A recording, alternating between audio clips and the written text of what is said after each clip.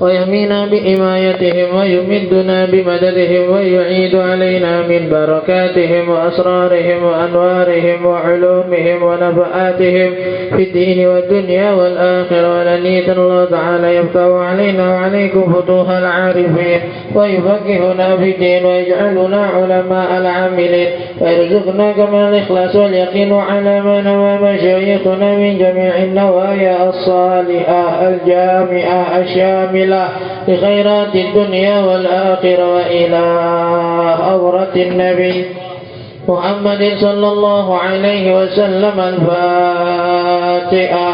أعوذ بالله من الشيطان الرجيم. بسم الله الرحمن الرحيم.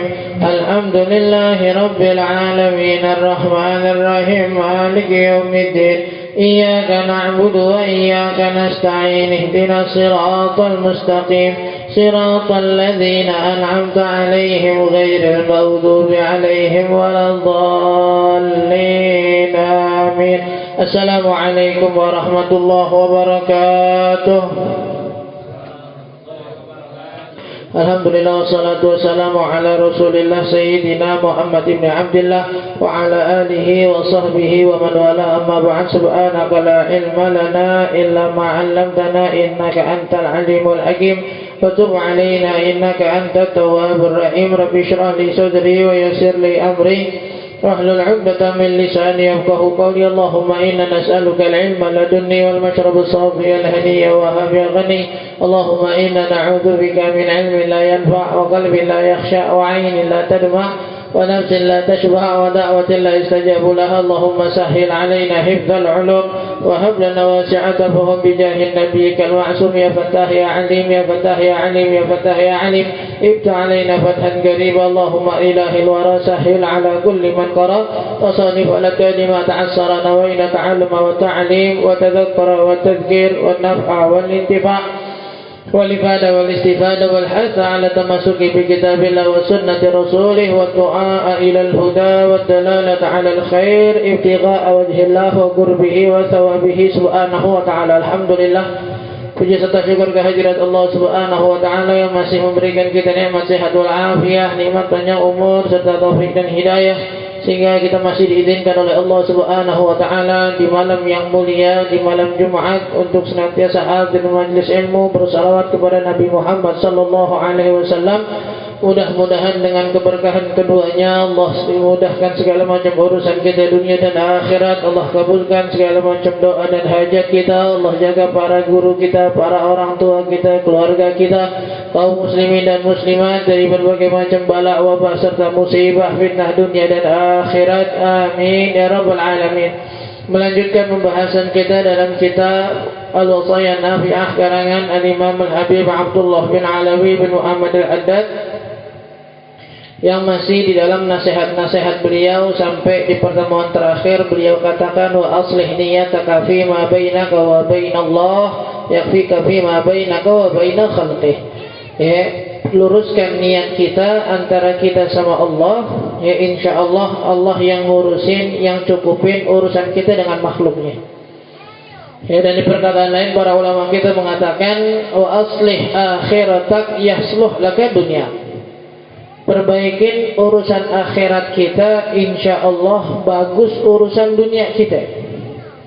Ya, tadi dalam satu video, ya dalam satu akun ulama, di situ diceritakan, dibilang ada hikayat. Ya, ada hikayat bahwasanya seorang laki-laki pulang ke rumah. Ya, seorang laki-laki pulang ke rumah. Wara'au annal aulad namu. Ya, dan dia melihat anak-anaknya pada tidur. Ya, fasa'ala zaujatah, ditanya istrinya, hal sallau isya, apakah si anak-anak ini udah sholat isya? Faqalatiz zaujah la, ya istrinya berkata belum. Faqala ar-rajulu aykidhihim, ya dibilang ke istrinya bangunin ke mereka. Ya kata istrinya, allatuhum liyanamu liannahum lam yajidu ta'aman, saya sengaja bahasa Betawi kita ngempok-ngempok mereka biar mereka tidur karena di rumah gak ada makanan. Ya mereka tadi bilang lapar, di rumah gak ada makanan, saya sengaja bikin mereka tidur. Ya kalau di kisah lain, kisah Sayyidina Umar, Nabi Umar melihat seorang perempuan yang lagi goreng goreng batu. Digoreng batu sebagai riwayat, digoreng batu biar dioseng-oseng batunya biar kelihatan emaknya lagi masak, sampai anaknya nungguin kelamaan tidur sendiri. Kata si laki-laki ini, namanya bukan kisah Sayyidina Umar, kata si laki-laki ini, "Ai kita bangunin liyusallul isya, biar mereka sholat isya." Kata si istrinya, "Kaifa idza talabu ta'aman, kalau mereka nyari makanan gimana?" Kata suaminya, "Masya Allah." Tapi jangan digambarin suaminya malas ya. Jangan digambarin suaminya malas pas ngomong kayak gini. Kata beliau, "Aikidhihim liyusallu lianna wajibati amruhum bisalah wa laysa rizquhum alaih." Bangunin pokoknya, karena kewajiban saya nyuruh mereka sholat isya. Masalah rezeki bukan tanggung jawab saya. Jangan digambarin bapak-bapak yang sering ngopi nongkrong di pos kamling, jangan. Ngopi ngerokok pulang gak bawa apa-apaan. Banyak orang tua kita, Masya Allah, kalau kita bilang ada kebaikannya ada. Kita gak bilang gak ada kebaikannya, enggak. Ada orang yang punya kebaikan, porsi kebaikannya kita akuin. Tapi bukan berarti porsi kesalahannya kita maklumin. Itu harus imbang namanya. Kalau dengan kebaikan atau keburukan seseorang kita hilangin semua keburukannya, salah. Dengan kebaikan seseorang kita hilangin semua keburukannya, salah. Udah ngasih kita makan mulu, tiap ke warkop, tiap nongkrong nih, gue gak punya duit, diajak gue mulu, gratis. Tiap jalan-jalan RT, nama gue dicatetin namanya, dilisin dia yang bayarin tuh. Sampai sono gratis, gue gak bayar. Masya Allah, orang baik dah. Ingatin temen ente tuh, dia masih gak sholat, itu urusan dia sama Allah dah. Kita gak usah ngurusin gitu, yang penting dibaik sama orang, salah. Atau dengan kesalahan kita hilangkan semua kebaikannya, salah. Harus dengan porsinya. Tuh, ini ada orang tua tadi kita bilang, ada mereka Masya Allah kalau nyuruh anak ke sholat, keren. Kadang-kadang dihiasi, dibumbui dengan kata-kata sholat tuh, jangan jadi double kayak gua gitu. Ngaji punya pinter, jangan bodoh kayak bapak lu. Harusnya mah anaknya disuruh pinter, bapaknya pinter, jangan enakan ngajarin nih. Jangan nyuruh orang-orang lu coba yang benar, jangan dulu nih. Bapak saya dengar bapak katanya ngomongkan kata warga segala macam, biarin omongan warga, jangan dipikirin. Kalaupun gua mabuk lu jangan, gua aja yang salah lu jangan lah. Jangan gua aja yang salah lu jangan, nasihatnya baik, bener kan? Tapi dengan mengatakan gua aja yang mabuk, salah. Harusnya semuanya jangan ada yang mabuk. Jangan kayak bilang lu apa-apa. Gua mabuk lu jangan. Ini gua aja nih yang nyari duit haram, gua aja yang nyolong, lu jangan pernah begini. Ini kewajiban gua soalnya ngasih makan lu. Ngasih makan ini nafkahnya benar. Nyolongnya dibenarkan? Enggak.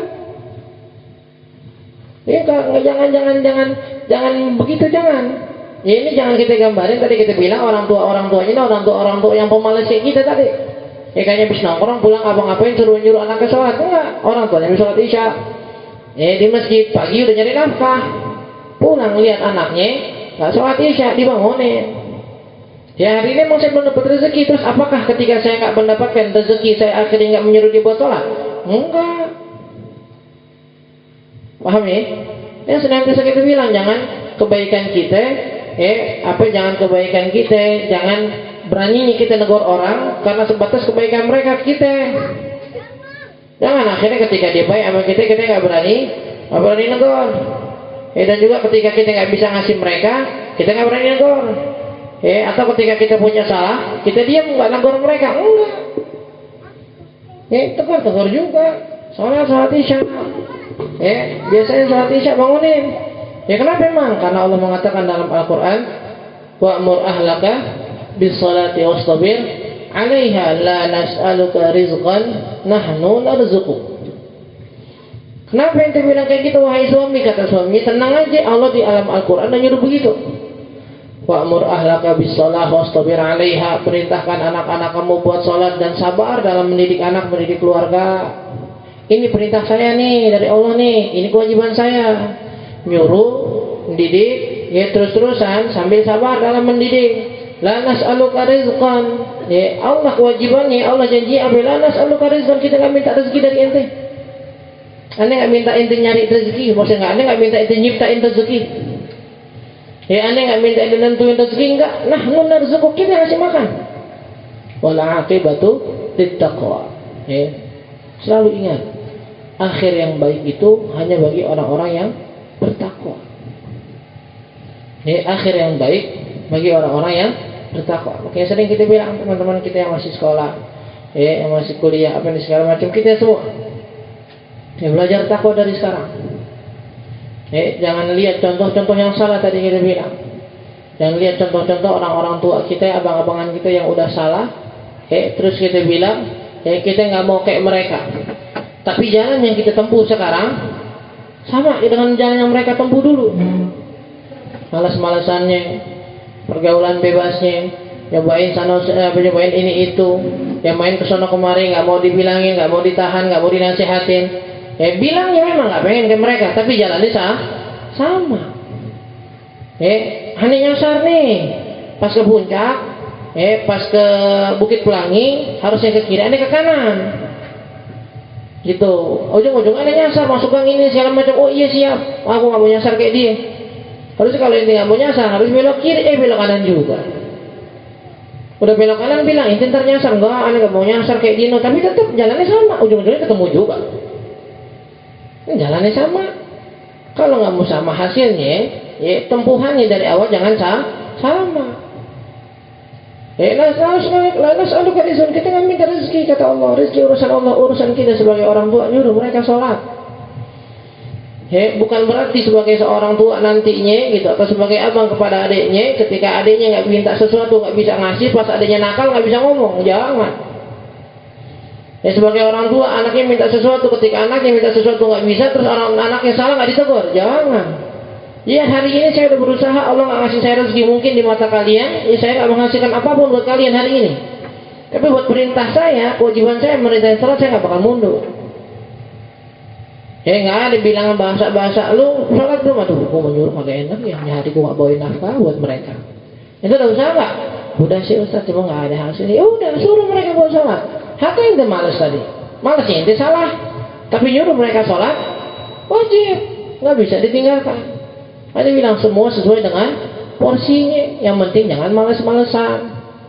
Kalau dibilang kalau nggak ada bisa dapat semua, yang penting jangan ketinggalan semua. Namanya majlis nggak bisa dapat semua nih, pulang kerja telat, hatta dapat ujungnya 5 menit lagi tinggal ceramah, habis itu doa penutup datang. Tapi jangan malas-malesan. Nanti kenapa telat? Ustaz tadi pulang kerja selonjoran dulu tuh. Selonjoran masak mie dulu. Rokok sebatang sampai ngangetin kopi. Pas lihat jam, astagfirullahaladzim, jam 10 baru jalan. Dari Pengadegan kemarin nyampe 10.15. Itu nggak doa penutup namanya. Tapi kan kata Ustaz, yang penting nyampe Ustaz. Mau kata ujungnya yang penting nyampe. Itu buat orang yang darurat. Orang itu kata-kata buat orang yang putus asa. Biasanya diantara kita banyak yang putus asa, dibikin sama setan, seakan-akan semua udah kehilangan. Semua udah kehilangan, kehabisan, udah gak nemu nih kita, padahal masih dapat sebagian. Kalau ente dibilang kondangan sampai jam 1, jam 1 kurang seperempat, ente baru mau jalan. Temen ente bilang datang aja, makanannya masih ada kok, sebagian datang ente. Yang penting masih ada makanannya, mau kata sebagian juga ada mereka gak sama sekali. Giliran maulidnya dibilang maulidnya udah di ujung, tinggal patahnya doang, malu datang. Tapi kalau dibilang nanti kenapa nggak datang? Iya nih, aneh tadi ketelatan dan belum nggak sampai dah, pas aneh lewat gang itu dah penutup. Di sini kan nih masih ada nasi nih, masih ada, gue jalan dah sekarang dah. Gitu. Bilang dimakan ada makanan sisanya, mau kata makanan sisa sebagian nyampe deh. Kalau tinggal kopi merokoknya dah, ya nasi udah habis, tinggal kalau mau ngopi ngerokok sini dah jalan. Kan kopi rokok sisa tuh namanya. Udah di akhir, dibilang kopi rokok jalan, tapi giliran majlis dibilang akhir, aduh aneh malu dah, minggu depan dah insya Allah. Insya Allah dah. Itu tuh kata-kata itu buat orang-orang yang begini nih, yang dibisikin sama setan. Takut seakan-akan kesempatannya udah habis, padahal dia masih bisa berbuat sesuatu, baru pakai itu. Tapi kalau sengaja jangan pakai itu. Udah jelas-jelas majlis mulai jam sekian, hari sekian yang kemarin kita bilang majlis nih. Malam Jumat, malam Sabtu, malam Minggu, malam Senin, jelas siap. Majlisnya ada malam, insya Allah kalau nggak ada agenda. Kan lo nggak ada agenda dari pagi gue ingetin majlis. Kalau dibilang insya Allah kalau nggak ada agenda, berarti kan nyari agenda lo. Nyari sesuatu biar nanti bisa alasan nggak ngaji. Salah yang begini. Kalau mau dari awal nggak ada apa datang. Kalau ada sesuatu, ada kerjaan, tahu-tahu kehalangan, datang ujungnya doang baru bilang. Yang nggak bisa dapetin semua, jangan ditinggalin semua. Itu baru benar. Kalau dari awal udah bilang yang nggak bisa dapetin semua, yang penting nggak hilang semua, tapi awalnya malas-malasan, ini masalah. Ya ini orang dia udah berusaha, nggak dapet rezeki, anaknya tidur, jangan kayak malu, aduh gimana ya caranya? Ya bilangin, ya sholat, namun. Falamma sallu fa idza bil bab yaqra'u fa idza ahadun bil bab fa idza ahadun yaqra'ul bab. Ketika mereka selesai sholat, fa idza ahadun yaqra'ul bab, mereka mendengar ada seseorang yang ngetok pintu. Fa idza bi ahadin minal aghniya ma'ahul ma'idah wa 'alaiha anwa'un minat ta'am wal fawaqih. Yang akhirnya ketika mereka mereka sholat, terus ada orang nggak lama setelah sholat salam doa, mereka dengar ada orang ngetok pintu. Pas dibukain ternyata salah satu orang kaya di kampungnya lagi bagi-bagi makanan, di rumahnya dibawain. Dibawa rumahnya dibawain, kasar kita, bahasa kita, dengan satu buah tampah yang isinya nasi, makanan, kue, lauk, semuanya ada di situ. Kita bilang aslih akhiratak yasuh laka dunia. Perbaikin akhirat kita, jangan takut, dunianya pasti baik.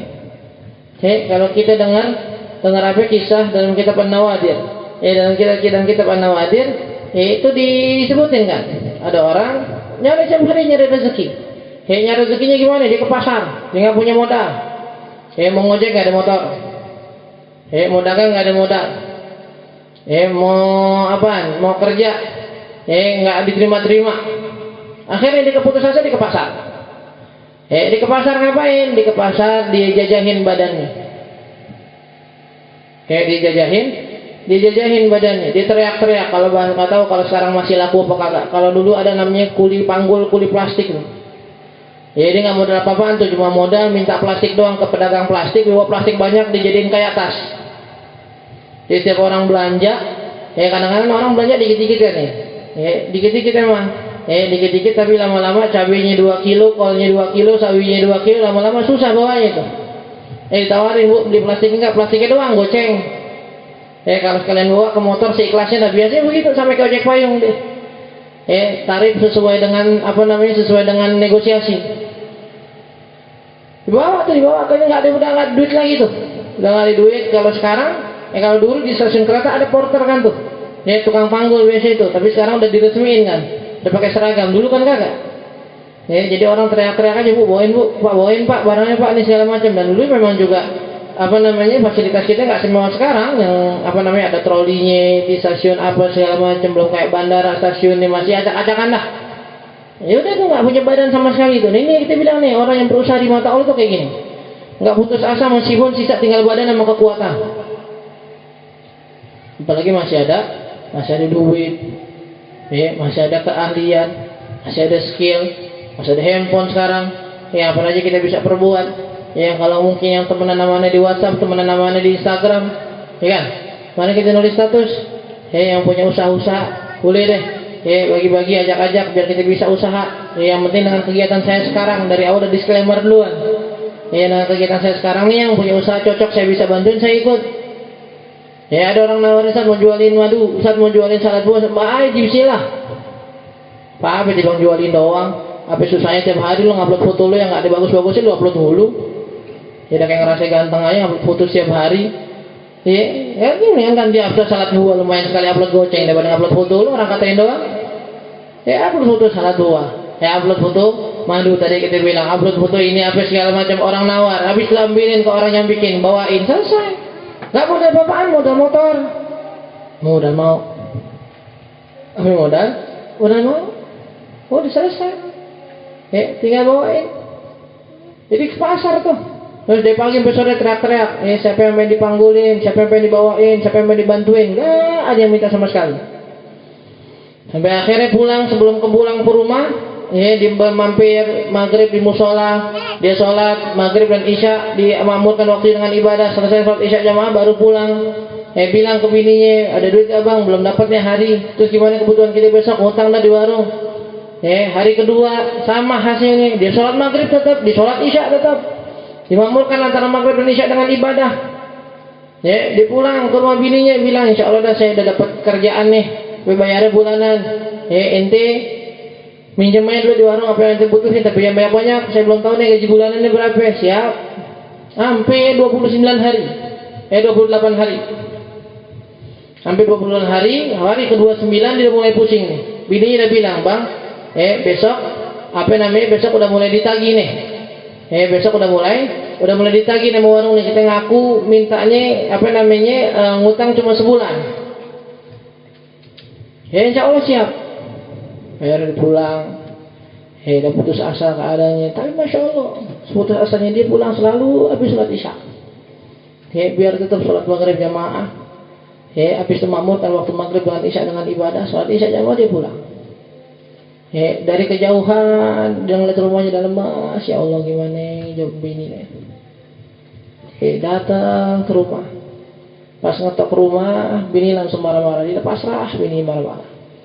Abang gimana sih? Abang bohong, bilangnya abang kerja begini. Bininya lakinya udah pasrah. Nih pembukaannya udah benar ucapannya. Dia bohong, ngakunya kerja sama Yahudi apa segala macam gitu. Ngakunya kerja sama orang kaya apa segala macam. Udah benar semuanya. Sampai akhirnya dibilang, kenapa abang pindah kerja? Kaget ya. Pindah kerja. Masa gue belum kerja sama sekali, pindah kerja di mana nih?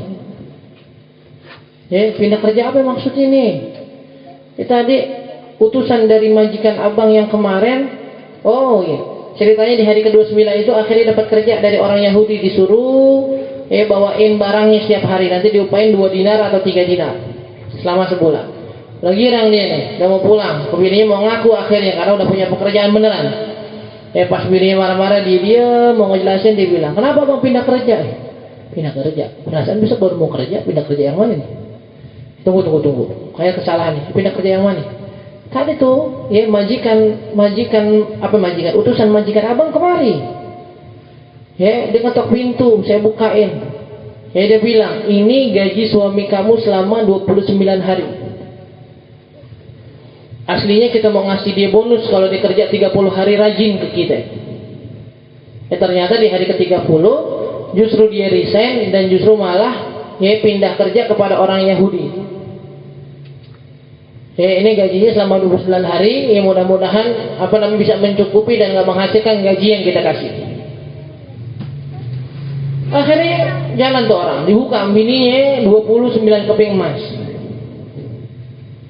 Wah, bininya langsung belanja, bayar utang, makan, masak enak, masak daging, apa segala macam, lampu-lampu yang mati semuanya dibenerin sama dia, manggil tukang plafon ganti semuanya dan lidah. Rumahnya yang jelek yang bocor semua diganti. Laki dari jauh udah heran, wah ini ngutang apaan lagi nih, kayak banyak banget yang ngutang nih hari ini, karena ngapain spesial banget makanan nih. Saya pasti bilang, siapa yang bawain ente? Nggak tahu, laki-laki putih bersih ganteng, dibilang abang kerja sama dia 9 hari, abang malah pindah ke Yahudi yang gajinya lebih kecil. Nangis orang. Nangis, dibilang abang jujur lah, selama ini abang nggak kerja. Abang coba berusaha di pasar menjadi kuli panggul, nggak ada yang nyewa jasa abang. Sambil abang setiap maghrib sampai isya, abang makmurkan dengan ibadah sholat maghrib isya jamaah, isi dengan ibadah di antara keduanya, pulang. Nggak ada apa-apa lagi, itu kerjaan abang setiap hari. Dan yang abang bilang ngaku abang punya bos, abang belum punya bos. Cuma ngarep ke Allah dengan ibadah yang udah abang lakuin. Udah akhirnya, dia dia selesai 29 hari dia ibadah, dia dikasih gaji 29 hari ibadah kemarin. Ibadah dengan apaan? Ibadah dengan usaha, dia mencari rezeki di pasar. Meskipun meskipun nggak dapat, dan juga tetap berusaha membenarkan akhiratnya. Dikasih gajinya itu 29 hari. Kalau dibilang dia nggak pernah kerja, tahu-tahu ada orang bawain 29 keping emas, siapa lagi berarti? Kalau bukan rezeki langsung dari Allah. Ini kan bukan film setan yang tahu-tahu emas berubah jadi batu. Kayak emas beneran dipakai buat belanja. Akhirnya selalu, Masya Allah, saya selama ini ternyata udah di jalan yang benar buat nyari rezeki Allah. Yang penting udah usaha, udah ibadah. Justru saya malah ninggalin ibadahnya karena harus kerja sama orang Yahudi tadi. Semenjak saya kerja sama orang Yahudi di hari pertama itu, saya nggak dapetin isya, nggak dapet maghrib jamaah. Dibayar gajinya mulai 29 hari doang. Itu yang kita bilang, aslih laka dunia, aslih akhiratak, yasuh laka dunia. Masih bocah-bocah nih, belajar dari sekarang. Kan itu sering punya sosmed kan. Yang katanya kehidupan dewasa itu sulit. Kehidupan dewasa sulit kalau kita nggak punya Allah sulit. Itu jangan bocah, jangan dewasa, bocah itu sulit kalau nggak punya Allah. Masih bocah kalau orang tuanya nggak dekat sama Allah sulit juga. Yang enak itu kan belajar. Ingetin, ente SMP sekarang naik SMA, ente SMA sekarang naik kuliah atau kerja, makin naik derajat ente, makin sulit kehidupan dunia ente hadapin. Kuncinya satu, balik deketin Allah, biar dunia kita dibenerin. Udah kunci ini. Ini kunci dari semua orang yang udah ngalamin dan udah ngamalin. Hasilnya begitu. Dan kita percaya nyetak kitab ini bukan orang-orang pembohong, bukan. Bukan para pembuat yang cuma asal ngomong tapi nggak ngerasain. Enggak, mereka ngerasain. Buktiin. Baikin akhirat kita. Ya seluruh laka dunia. Nanti dunianya pun bakal terpenuhi. Bakal dibenerin sama Allah. Mudah-mudahan Allah berikan kita taufik dan hidayah. Panjang umur dalam sehat rezeki dan dalam sehat afiat, istiqomah ibadah pada Allah Subhanahu wa taala, diberikan rezeki yang luas yang halal yang barakah, manfaat dunia dan akhirat. Allah berikan kita husnul khatimah ala hadhihi niyyah. Al-Fatihah. A'udzu billahi minasy syaithanir rajim. Bismillahirrahmanirrahim. Alhamdulillahi rabbil alamin arrahmanir rahim maliki yaumiddin. Iyyaka na'budu wa iyyaka nasta'in. Ihdinas siratal mustaqim. Siratal ladzina an'amta 'alaihim ghairil maghdubi 'alaihim waladdallin. Amin. Astagfirullah.